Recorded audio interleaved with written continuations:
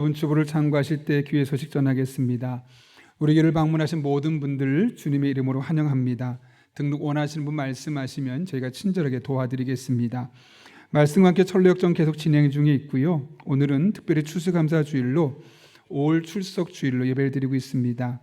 다 나오진 못하셨지만 그래도 2부 예배도 3부 예배도 지난주보다 더 많은 분이 나오셔서 함께 예배를 드리고 있는데 잘 오셨습니다. 광고 몇 가지 더 추가적으로 드릴 건데요. 오늘 추수감사주를 맞아서 나가실 때 교회에서 준비한 떡 선물이 있습니다. 감사가 있는데 2개 다 드셔야지만 감사가 됩니다. 그리고 오늘 카페 무료입니다. 카페에서 차 드시고 공간이 부족하면 3층에도 완벽하게 조성되지는 않았지만 바람도 맞고 쉴 수 있는 공간을 지금 영화보실 옆에 만들어 놨습니다. 한번 또 가시는 것도 충분한 자리가 있으니까 그쪽에 하시면 되겠습니다. 이제 그 다음부터는 교회 카페에서 식사하실 수 있는 공간도 식사할 수 있는 메뉴도 준비해서 예배 끝난 이후에 함께 하실 분들 위해서 준비 계속 진행하도록 하겠습니다. 오이코스 관련한 안내입니다. 원래 오늘 여러분 앞에 교회 앞에 이제 전체 저희가 명단을 붙이려고 했었는데 지난주 얘기했던 것처럼 1지망, 2지망, 3지망, 4지망까지 다 하지 않고 1지망만 하신 분도 계시고 1지망, 2지망만 하신 분들도 계셔서 좀 많이 모인 오이코스가 있습니다. 그런 분들은 저희가 리더분들을 좀 더 추가적으로 발굴을 해서 그 안에서 이렇게 잘 진행할 수 있도록 저희가 기도하면서 준비하고 있습니다.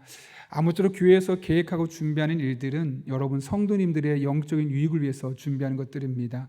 가끔은 조금 미진해 보일 수 있고 내 마음에 완벽하게 100% 맞을 수는 없을 수도 있지만 전체 성도들을 가장 최선으로 만족시킬 수 있는 방법입니다. 그러니 적극적으로 참여해 주셔서 우리 교회가 정말 이 시기에 건강한 교회로 세워질 수 있도록 여러분 마음을 모아주시기를 부탁드립니다. 한 가지 환영식이 2부에 있었는데요. 사진을 잘 보시고 우리 교회 처음 오신 분들이 빠르게 편안하게 정착할 수 있도록 먼저 다가서고 또 마음을 열어주시기를 부탁드립니다. 대림절 첫 번째 주일을 맞아서 다음 주에는 우리가 원래는 보라색인데요. 대림절은 복음주일이 5번 있죠. 마지막이 생명을 뜻하는 초록색입니다. 그래서 다음 주에는 초록색이 섞인 옷이든 액세서리든 하고 오시면 되겠습니다. 그래서 교회 학교 아이들도 우리들도 같은 말씀을 가지고 본문을 가지고 또 생명력 있게 자라날 수 있는 그런 기회가 되었으면 합니다. 아울러 12월 4일 재직 세미나가 있습니다. 이평강 목사님 오셔서 이제 우리 오이코스 개편된 부분에 대해서 좀 추가적으로 좀 강의도 해주실 거고요. 저는 나중에 설교도 할 계획을 갖고 있는데 우리 재직들은 다 참석하셔야겠습니다. 그래서 우리 교회 방향을 함께 알고 또 교회가 또 건강하게 세워질 수 있지 않겠습니까? 적극적인 참여 부탁합니다. 2023년 사역 지원도 마찬가지입니다. 1인 1사역에 참여해 주시면 되겠습니다. 하나님께서 여러분에게 시간을 주시고 은사를 주신 이유는 이 하나님의 교회를 아름답게 세워가라고 주신 것인데 예컨대 제가 몸은 딱 서 있는데 한쪽 팔이 안 움직인다면 이 한쪽 팔 때문에 옷 입고 밥 먹고 모든 행동이 불편할 수 있습니다. 교회도 마찬가지입니다. 유기적인 공동체인데 만약 이런저런 이유로 사람들이 봉사를 하지 않아서 교회가 원활하게 움직일 수 없다면 모두 피해를 보게 되어 있습니다. 저는 우리 교회가 모든 성도님들이 가능한 최대한 많은 분들이 은혜를 받고 갔으면 좋겠다. 그런 마음으로 늘 목회를 하고 있습니다. 여러분들도 나도 은혜 받지만 다른 분들의 은혜를 위해서도 교회 봉사에 이번 기회에 적극적으로 신청해 주시기를 부탁드립니다. 신임 서리집사 추천받고요. 2023년 아동부 일본 비전 팀을 모집하고 있습니다. 적극적인 참여 부탁드립니다. 자체 임원 개선 내용을 파악해 주시고요. 이규숙 집사님 가정에서 자녀 결혼 감사로 사랑의 성미를 드렸습니다. 전량 어려운 이웃들을 섬기는데 사용하도록 하겠습니다. 더 자세한 광고는 주보를 참고해 주시고요. 우리 함께 기도하고 하나님 말씀 나누겠습니다. 거룩하신 아버지 하나님, 오늘 우리를 불러주시고 함께 예배하게 하신 은혜 감사합니다. 말씀을 듣는 이 시간 추수감사주일입니다. 우리 안에 감사의 고백이 넘쳐나게 하여 주시옵고 특별히 오늘 선포되는 말씀이 내게 주신 말씀으로 들려지는 복된 시간 되게 하여 주옵소서. 예수님의 이름으로 기도하옵나이다. 아멘. 우리 앞뒤 좌우 있는 분에게 이렇게 한번 인사하고 축복할까요?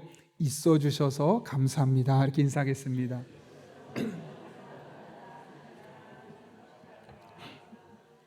네.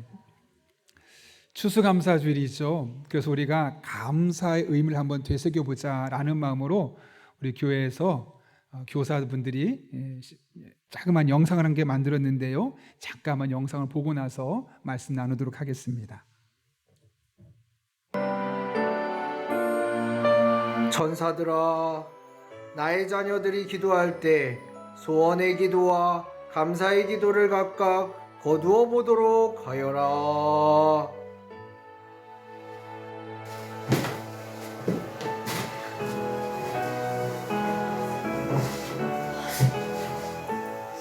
아, 여기가 세상이라는 곳인가 봐. 와, 정말 신기하다. 그나저나 하나님이 주신 인물을 생각하니까 너무 떨린다. 나도 하나님께서 나한테 소원의 기도를 담아오라고 하셨어. 나는 감사의 기도. 바쁘겠다. 너도 알잖아. 하나님께서 사람들을 얼마나 사랑하시고 또 쉴 새 없이 은혜를 베푸시는지. 맞아. 그러면 그 감사 기도 주머니가 금방 가득 찰 거야. 저기 누가 기도한다. 우리 빨리 가보자. 그래. 하나님 아버지, 이번 방학엔 꼭 아르바이트를 해서 용돈도 벌고 등록금도 모아야 해요. 그러니 가장 좋은 아르바이트 자리를 구할 수 있게 해주세요. 예수님의 이름으로 기도합니다. 아멘.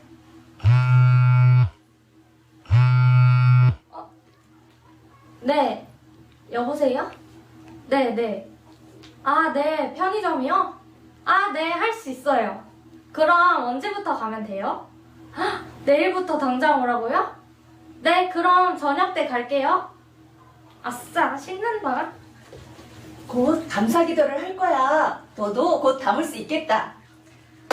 하나님 아버지, 아르바이트 자리가 더 필요합니다. 네, 여보세요? 과외요? 아, 네, 할 수 있어요. 수요일도 가능하고, 토요일, 어쩌지? 성경 공부가 있는 날인데? 어쩔 수 없다. 네, 할 수 있어요. 네. 하나님, 성경 공부 시간이 옮겨지도록 인도해주세요. 감사합니다.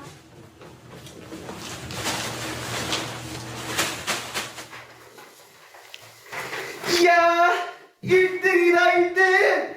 형 축하해. 에이, 이 정도 가지고 뭘.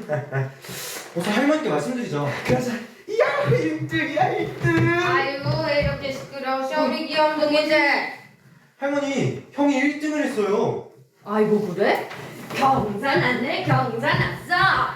이 할미가 네 먹고 싶은 거 말하면 다 해줄게. 할머니, 1등한 거 저예요 저. 너냐? 아이고 헷갈려. 어쨌든 할머니, 제가 이번에 장학금을 받게 했다고요.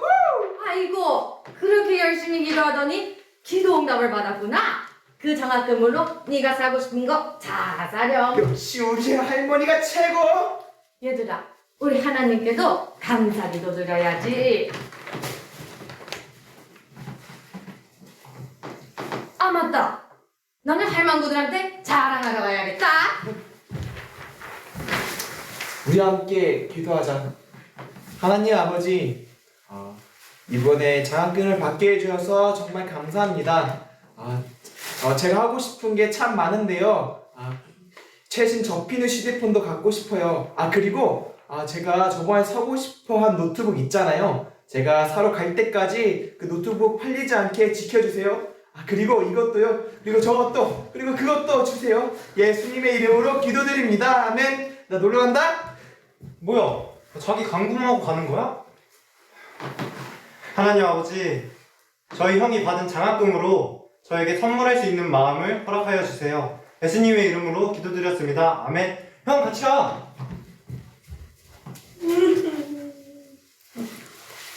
짜잔. 우와, 뭐예요? 우리 집에도 드디어 차가 생긴 거예요?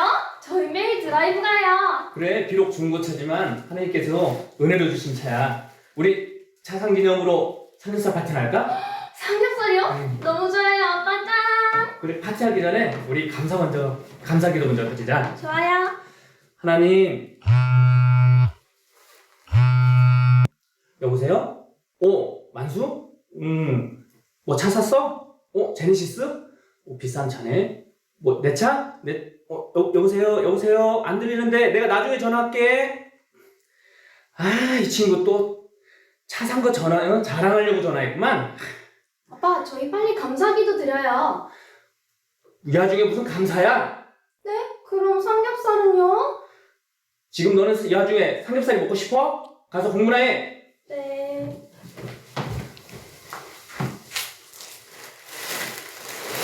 어쩌지? 난 소원 주머니가 가득 차서 하늘로 먼저 돌아가야 할 것 같아. 미안해. 내가 먼저 올라가 있을게. 너는 조금만 더 돌아다녀가.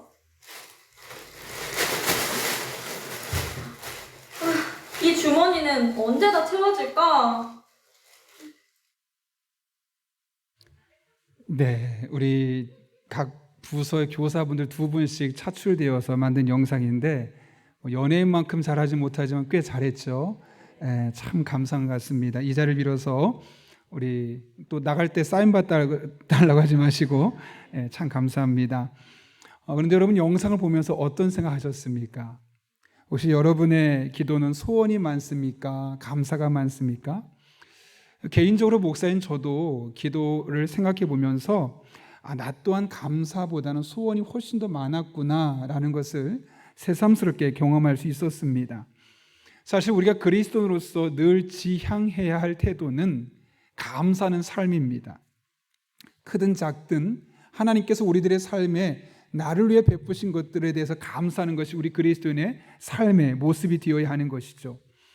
그래서 추수감사주일이기 때문에 감사하는 것이 아니라 어쩌면 매일 일상이 추수감사절과 같은 마음으로 우리가 감사하며 살아야 하는 것입니다. 근데 그러려면 어떻게 해야 할까요? 오늘 본문이 이 같은 질문에 대한 답을 우리에게 제공하고 있는데요. 오늘 우리가 읽은 시편 116편은 저자가 명확하게 드러나 있지는 않습니다. 그러나 깔뱅을 비롯한 많은 신학자들은 아마도 다윗일 것이다 라고 합니다. 왜냐하면 여기 사용되는 단어라든가 표현들을 보게 되면 주로 다윗이 그동안 썼던 표현들과 많이 유사하기 때문에 그렇습니다. 그래서 앞으로 이 말씀을 가지고 설교하는 과정 중에 계속해서 저자를 다윗으로 여러분에게 이야기하겠습니다. 오늘 본문은 다윗의 고민으로 시작되고 있습니다. 근데 어떤 고민입니까? 12절 보면 이렇게 되어 있죠. 내게 주신 모든 은혜를 내가 여호와께 무엇으로 보답할까? 여기 보면 다윗의 관심은 내가 얼마나 받았는지 무엇을 얻을까에 관심이 있지 않습니다. 오히려 내가 하나님께 무엇을 드릴 수 있을까에 대한 관심을 갖고 있는 것을 말씀하고 있는 것이죠. 근데 사실 이것은 사람의 인간의 본성에 역행하는 것입니다. 사람들은 보통 받는 것을 좋아하고 받을 때 기뻐하는 경향성이 있기 때문에 그렇습니다. 그런데 오늘 본문을 보게 되면 그럼에도 불구하고 다윗이 이런 마음을 먹을 수 있었던 이유는 도대체 어디에 있을까요? 오늘 본문을 통해 우리가 2가지 사실을 알 수 있는데 첫 번째로 다윗은 하나님께 받은 은혜를 헤아렸기 때문에 그렇습니다. 12절 앞부분에 보면 그는 지금까지 받았던 하나님의 은혜를 흘려보내지 않았음을 볼 수 있죠. 오히려 하나님 앞에 받았던 은혜의 퍼즐들을 그 조각들을 모으고 모아서 하나의 그림을 완성시키고 있음을 보게 됩니다. 지금 뭐라고 고백합니까? 12절 내게 주신 모든 은혜를 내가 여호와께 무엇으로 보답할까? 여기 보게 되면 내게 주신 모든 은혜라고 말하죠. 우리는 은혜의 방점을 찍을 수도 있지만 더 중요한 것은 모든이라는 표현입니다. 모든. 사실 이 단어는 포괄적으로 보면 그냥 대충 대략적으로 말할 때 모든 것 이렇게 말하는 것처럼 보일 수 있지만 본문의 저자는 의도적으로 모든이란 뜻을 갖고 있는 히브리어 단어 콜을 사용했습니다. 영어로는 보통 all 혹은 every 이렇게 번역이 되곤 합니다. 이게 무슨 말이겠습니까? 지금 다윗은 하나님께서 나의 삶 가운데 베푸셨던 은혜들을 하나씩 하나씩 모조리 기억해내려고 노력하고 있음을 말씀하고 있는 것이죠. 제가 설교를 준비하면서 저도 시편 116편의 저자인 다윗처럼 내 삶에 하나님의 은혜가 무엇이 있을까 궁금했습니다. 그래서 저는 다이어리를 특별히 쓰고 있는데 스마트폰도 보고 다이어리도 보면서 1월 1일부터 11월 20일까지 다 보진 않았지만 한 달 한 달씩 건너봤습니다. 그랬더니 저의 삶 가운데 정말 많은 일들이 있더라고요. 어떤 경우는 하나님께서 정말 나에게 이런 은혜를 주셨구나 라는 것이 있었고, 또 어떤 것은 너무나 소소한 일상 속에 갇혀 있어서 이게 은혜였는지 우연의 일치였는지 모를 정도로 저희 머릿속에 남아있지 않은 기억들도 적지 않게 있었습니다. 일상에 빠져 있을 때는 전혀 생각나지 않던 것들인데 1월 달부터 달력을 보면서 했던 일들을 하나씩 점검하다 보니까 그동안 내가 미처 발견하지 못했던 하나님의 은혜가 있었다는 사실을 재발견하게 되었던 것이죠.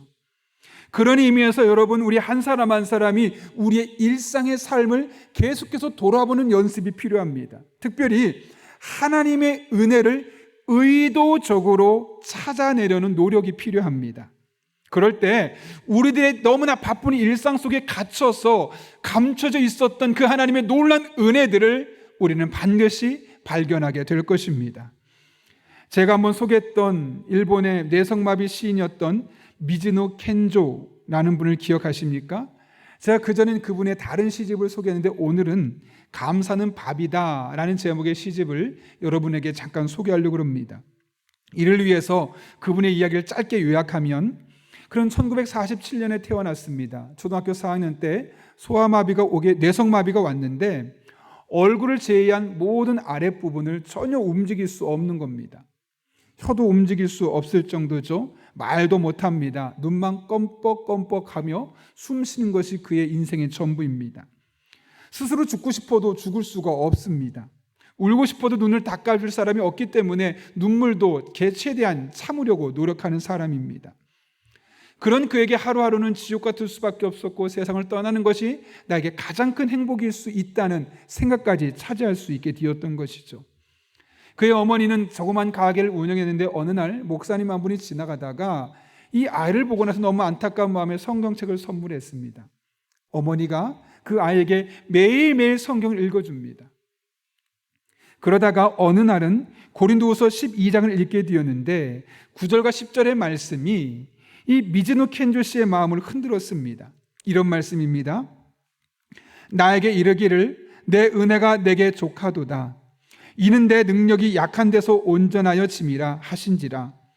그러므로 도리어 크게 기뻐함으로 나의 여러 약한 것들에 대하여 자랑하리니 이는 그리스도의 능력이 내게 머물게 하려 함이라.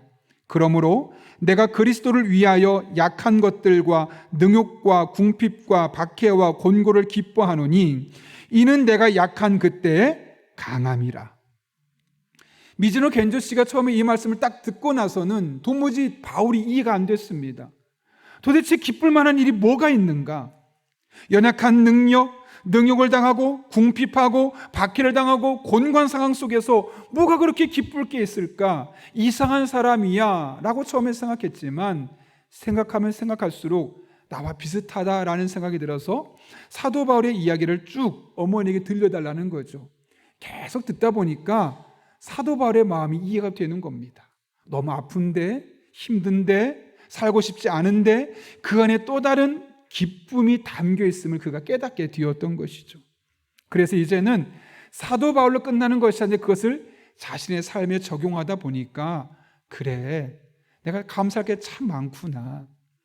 나는 모발의 모든 신체 기능이 마비가 되어서 아무것도 하나님을 위해 할 수 있는 게 없는데 그런 나도 하나님이 구원해 주셨다니 그 자체만 해도 얼마나 감사한 일인가.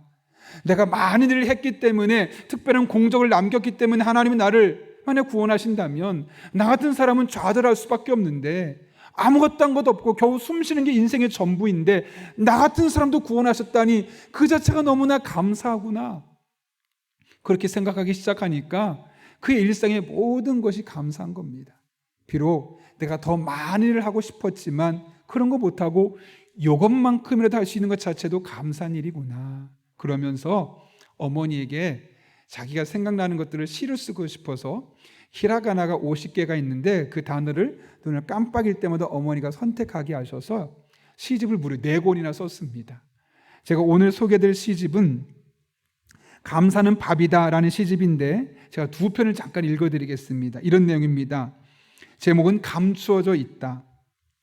풀도 꽃도 없는 겨울마당에 하나님의 은혜란 없는 걸까? 북풍이 불고 눈이 내린 겨울마당에 하나님의 은혜란 없는 걸까? 이게 무슨 말이겠습니까? 자신들의 인생을 이야기하는 거죠.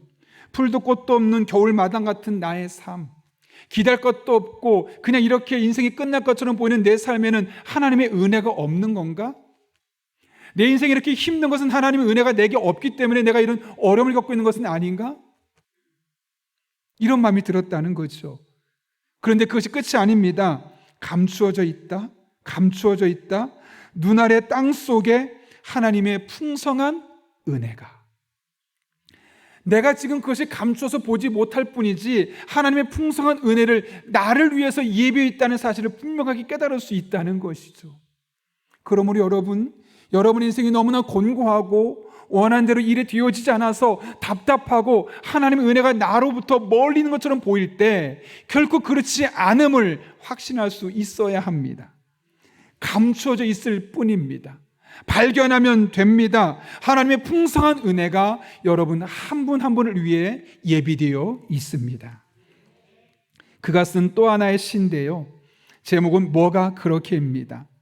뭐가 그렇게 기쁘니 살랑바람이 달콤한 향기를 품고 와서니 아니요 아니에요 하나님이 사랑해 주셔서요. 뭐가 그렇게 기쁘니 샘물 옆에 은방울꽃이 피어서니 아니요 아니에요 하나님이 사랑해 주셔서요. 뭐가 그렇게 기쁘니 즐거웠던 지난 날들을 추억해서니 아니에요 아니에요 하나님이 사랑해 주셔서요. 여러분 미즈노 겐조 씨가 이런 말 하니까 더 마음에 와닿지 않습니까? 그의 삶에 기쁜 일이 뭐가 있겠습니까? 먹는 것도 고생이고 눈을 뜨는 것도 고생이고 잠을 자는 것도 고생이고 배변 활동도 고생이고 모든 게 고생입니다. 근데 왜 그렇게 기쁘냐는 거죠. 또 뭐가 그렇게 기쁜데 뭐 좋은 일 있어? 뭐 로또라도 당첨된 거야? 집을 샀는데 집값이 올라갔니? 아들이 승진했대? 아니요. 그런 거 아무것도 없는데요. 하나님이 저를 사랑해 주셨어요. 아무것도 없는데요. 하나님 저를 사랑해 주시잖아요. 여러분 눈만 깜빡일 수밖에 없는 그가 감사할 수 있었던 이유가 어디에 있습니까? 흔히 우리가 말하는 그런 좋은 조건들을 하나도 찾아볼 수 없습니다. 그런데 그냥 하나님이 나를 사랑하는 것 자체가 너무나 감사하고요. 하나님 지금 비록 감춰져서 눈에 보이진 않지만 분명히 하나님께서 나를 위해 예비해 놓으신 무엇인가가 있다는 사실을 알기 때문에 감사한 것이죠. 그래서 그는 의도적으로 자신의 삶에 감추어져 있는 하나님의 은혜를 발견하려고 노력하고 있는 모습을 보이는 건 아니겠습니까? 그리고 그 속에서 여전히 힘든 상황 가운데 있지만 하나님께서 나를 사랑하고 계시다는 사실을 깨달았기 때문에 그 입술에서는 늘 기쁠 수 있었고 감사를 표현할 수 있었던 것이지요. 그런데 여러분 이것은 우리에게도 마찬가지입니다. 여러분의 삶 가운데 감춰져 있는 하나님의 은혜 퍼즐들을 하나씩 모아보십시오. 지금은 너무 단편이라서 내게 쓸모없는 것처럼 보였던 모든 것들 모아보면 여러분의 인생을 만들어가고 계셨던 하나님의 아름다운 작품이 뒤에 숨겨져 있음을 발견하게 될 것입니다. 그리고 그 안에 감춰져 있었던 하나님의 사랑, 여러분이 너무나 바빠서 너무나 힘들어서 가려져 있었던 그 하나님의 사랑이 비로소 여러분에게 보이게 될 것이고 여러분의 마음속에 깊숙이 경험될 것입니다. 바라기는 추수감사주의를 시작으로 여러분의 삶에 이런 은혜가 날마다 순간마다 경험될 수 있기를 예수님의 이름으로 축원합니다. 오늘 다윗은 하나님 앞에 내가 무엇을 보답할까라는 마음으로 살았습니다. 어떻게 그렇게 가능할 수 있었을까? 두 번째로는 그가 가지고 있었던 청지기적인 삶의 관점 때문에 그렇습니다. 저자인 다윗은 그동안 하나님께서 베푸신 은혜에 대해서 내가 무엇으로 보답할 수 있을까? 이것이 그의 관심이었죠. 그런데 그것이 단순히 감사로 끝난 것이 아니라 이제는 행동까지 이어지고 있는 것이죠. 입술의 고백을 하나님 감사합니다 끝난 것이 아니라 그렇다면 내가 감사한다면 하나님 앞에 어떻게 나가서 무슨 행동을 해야 될까? 이 보답을 그가 생각하고 있었다는 겁니다. 그런데 그가 그렇게 할 수 있었던 이유는 하나님께서 갖고 주셨던 또한 특별히 그가 가지고 있었던 청지기적인 삶의 관점 때문입니다. 12절 말씀 한번 다시 읽으면 이렇습니다. 내게 주신 모든 은혜를 내가 여호와께 무엇으로 보답할까? 내가 여호와께 무엇으로 보답할까 할 때 여기 보답이라는 단어에 히브리어 아시브라는 단어가 쓰여 있는데 이것은 뭐냐면 돌려준다는 겁니다. 그냥 내 것을 주는 것이 아니라 받은 것의 일부를 다시 돌려준다는 개념이 바로 아시브입니다. 이게 무슨 말이겠습니까? 지금 다윗의 마음에 내가 하나님께 뭔가 하고 싶어요. 뭔가 돌려드리고 싶어요. 그 말은 뭐냐면 지금 내 삶에 베푸셨던 그 모든 은혜들이 내가 노력했기 때문에 내가 모았기 때문에 가졌던 것이 아니라 하나님이 내게 주신 것들이고 나는 그 중에 일부를 다시 하나님께 올려드립니다. 다시 돌려드립니다라는 그런 믿음의 고백이 있었기 때문에 감사하고 끝나는 것이 아니라 너무너무 감사한데 그럼 내가 하나님께 다시 돌려드릴 수 있는 것은 무엇이 있을까? 이렇게 진지한 영적인 고민을 할 수 있었다는 것이죠. 바로 청지기적 관점이 있었다는 겁니다. 그런데 이것은 다윗이 한순간에만 가졌던 것이 아니라 늘 그의 삶을 지배하였던 생각이었죠. 역대상 29장에 보게 되면 성전을 건축할 때 이런 일이 있었습니다. 11절부터 13절까지 한번 읽어볼까요, 여러분? 같이 읽습니다. 여호와여, 위대하심과 권능과 영광과 승리와 위엄이 다 주께 속하였사오니 천지에 있는 것이 다 주의 것이로소이다. 여호와여, 주권도 주께 속하였사오니 주는 높으사 만물의 머리이심이니이다. 부와 귀가 주께로 말미암고 또 주는 만물의 주제가 되사 손에 권세와 능력이 있사오니 모든 사람을 크게 하심과 강하게 하심이 주의 손에 있나이다. 아멘. 여기 다윗의 고백이 무엇입니까? 모든 것이 천지에 있는 하늘에 있는 것과 땅에 있는 것과 하늘과 땅 사이에 있는 모든 것이 다 하나님의 것입니다. 누군가 부하게 되고 귀중한 사람이 되는 것도 주님으로 말미암고 누군가의 손에 권세와 능력이 있는 것도 주님으로 말미암습니다. 이 세상의 모든 것이 다 주님으로 말미암아 되어지는 것임을 내 노력과 내 힘과 내 재능 넘어서는 하나님의 특별한 은혜와 능력이 있었기 때문에 가능한 것임을 분명히 말씀하고 있죠. 그러면서 14절에서 이렇게 고백합니다. 나와 내 백성이 무엇이기에 이처럼 즐거운 마음으로 들을 힘이 있었나이까? 모든 것이 주께로 말미암아 싸우니 우리가 주의 손에서 받은 것으로 주께 드렸을 뿐이니이다. 나의 하나님이여, 주께서 마음을 감찰하시고 정직을 기뻐하신 줄을 내가 아나이다. 내가 정직한 마음으로 이 모든 것을 즐거이 드렸사오며 이제 내가 또 여기 있는 주의 백성이 주께 자원하여 드리는 것을 보오니 심히 기쁘도소이다. 이스라엘 백성들과 다윗이 하나님 앞에 즐거운 마음으로 정직하게 자원하는 마음으로 드릴 수 있었던 이유가 어디에 있습니까? 이거 내 거 아니라는 겁니다. 하나님이 주셔서 내 소유가 된 것인데 그 중에 다 달라는 것이 아니라 일부를 드리는데 내가 무엇이 어렵습니까? 그런 마음으로 드리다 보니 누구 하나 억지로나 불편한 마음이 아니라 기쁜 마음으로 자원하는 마음으로 하나님 앞에 드릴 수 있었다라고 고백하고 있는 것이죠. 화면을 보면은 사진이 한 장 나올 겁니다. 뭘까요? 저희 쌍둥이 아들의 비밀 장부입니다. 이제 끄셔야 됩니다. 얼마 전에 저희 쌍둥이 중 하나가 저랑 이제 같이 누워서 자려고 하는데 저한테 묻더라고요. 아빠, 헌금을 꼭 해야 되나요?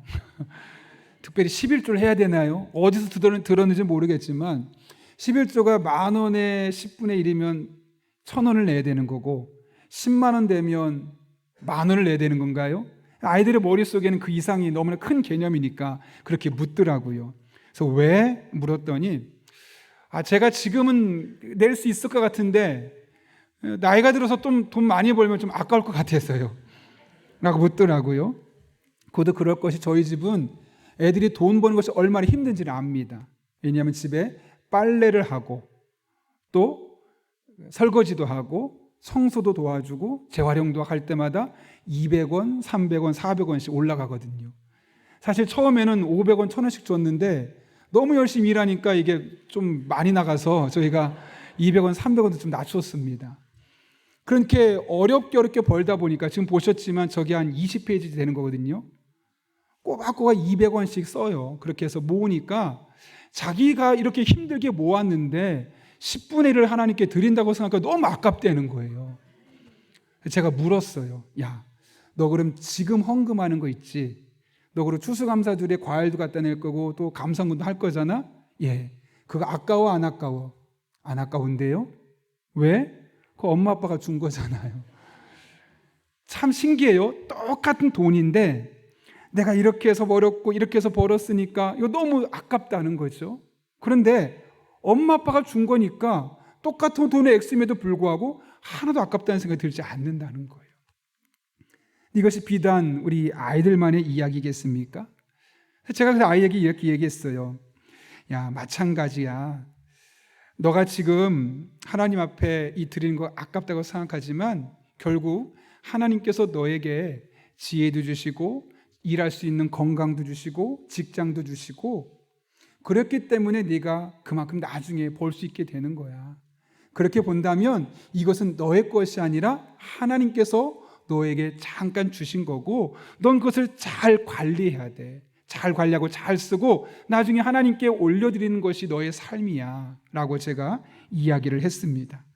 아이가 어떻게 했을까요? 아멘 하면 좋으련만 끄떡끄떡 하는데 뭔가 좀 불편한 그런 기색을 보였습니다. 여러분, 우리가 가지고 누리고 있는 모든 것의 소유권이 누구에게 있습니까? 하나님에게 있죠. 여러분의 시간은 누구의 것입니까? 하나님의 것입니다. 만약 하나님께서 여러분에게 허락하신 시간을 내가 찾아갈게 라고 말씀하신다면 여러분에게 시간이 얼마 남겨질까요? 0시간입니다. 지금 당장 여러분의 시간을 하나님이 찾아가시면요, 여러분 더 이상 할 수 있는 일이 아무것도 없습니다. 내일 뭐 해야지, 월요일 날 출근해야지, 다음 주말에 뭐 해야지, 이번 크리스마스에 뭐 해야지, 혹은 돈 모아서 몇 년 뒤에 집을 사야지, 이런 계획 아무리 세워놨어도요, 하나님이 여러분의 시간, 야, 그 시간 내 거야, 내가 다시 찾아갈게 해버리면 그 모든 시간, 그 준비했던 모든 것은 물거품이 될 수밖에 없는 겁니다. 하나님이 여러분에게 시간을 주신 겁니다. 가족과 함께 보낼 수 있는 시간도요, 돈을 벌 수 있는 시간도요, 모든 시간이 하나님의 것입니다. 시간을 하나님이 여러분에게 주셨다면 그 시간을 잘 활용해야 합니다. 하나님의 영광을 위하여 하나님 기뻐하시는 삶을 살아가서 그 시간을 잘 사는 것이 우리 그리스도인의 영적인 책무입니다. 건강도 마찬가지 아닐까요? 하나님께서 여러분에게 주신 겁니다. 물론 여러분 중에 어떤 분들은 열심히 운동해서 슬림하게 몸매를 잘 유지하는 분도 있을 것이고, 또 비타민 먹어서 몸이 아프지 않도록 관리를 잘하는 분도 있을 것이고, 또 아팠지만 약을 잘 먹고 관리해서 다시 건강한 몸으로 회복된 분도 분명히 있을 것입니다. 그 여러분의 노력 분명히 인정합니다. 그런데 여러분, 만약 오늘 밤 하나님이 여러분의 건강을 다 빼앗아 가신다면 여러분의 인생은 어떻게 되겠습니까? 여러분은 무덤에 들어가거나 아니면 화로에서 한 줌의 채로 남겨질 수밖에 없는 겁니다. 여러분이 가지고 있었던 그 몸을 위해 투자했던 그 모든 것, 건강하기 위해서 냉장고에 채워놨던 음식들과 모든 약들이 다 쓸모없는 것이 되어버리는 겁니다. 건강도 하나님이 우리에게 주신 겁니다. 그래서 그리스도는요, 자신의 건강도 사실 잘 관리해야 합니다. 목사님, 제가 매일매일 운동하는 이유가 바로 거기에 있습니다. 왜냐하면 제가 아무리 하나님이 저를 쓰고 싶어도 제 몸이 망가졌다면 하나님이 저를 어떻게 쓰시겠습니까? 언제든 저를 쓰실 수 있도록 최대한 매일매일 운동해서 최상의 컨디션을 만들어 놓는 것, 그래야지만 하나님이 저를 쓰시고 싶을 때 언제든 쓸 수 있지 않겠습니까? 내 몸이 하나님의 것을 인정한다는 것은 단순히 내 건강만 위한 것이 아니라 내 일상의 삶에서 건강관리 잘해서 먹지 말아야 할 건 먹지 말고 먹어야 될 건 먹고 너무 내 몸을 혹사시키지 않아서 건강한 몸으로 잘 관리하는 것 또한 몸의 주인이신 하나님 앞에 우리의 몸을 영광스럽게 사용하는 방법 중에 하나임을 우리가 잊어서는 안 되겠습니다. 당연히 물질도 마찬가지입니다. 하나님께서 우리에게 주신 것이죠. 물론 여러분이 열심히 모아서 통장의 잔고를 늘려서 그렇게 여러분이 축적해 놓은 건 부인하지 않습니다. 그러나 하나님이 지금이라도 그것을 내가 찾아갈게. 그거 내가 너한테 허락한 거잖아. 찾아가신다면 여러분은 어떻게 될까요? 제가 은어를 좀 쓰겠습니다. 하루아침에 쪽박 찬 신세 되지 않겠습니까? 여러분이 그동안 아무리 모아놓았다 한들 그게 무슨 의미가 있습니까?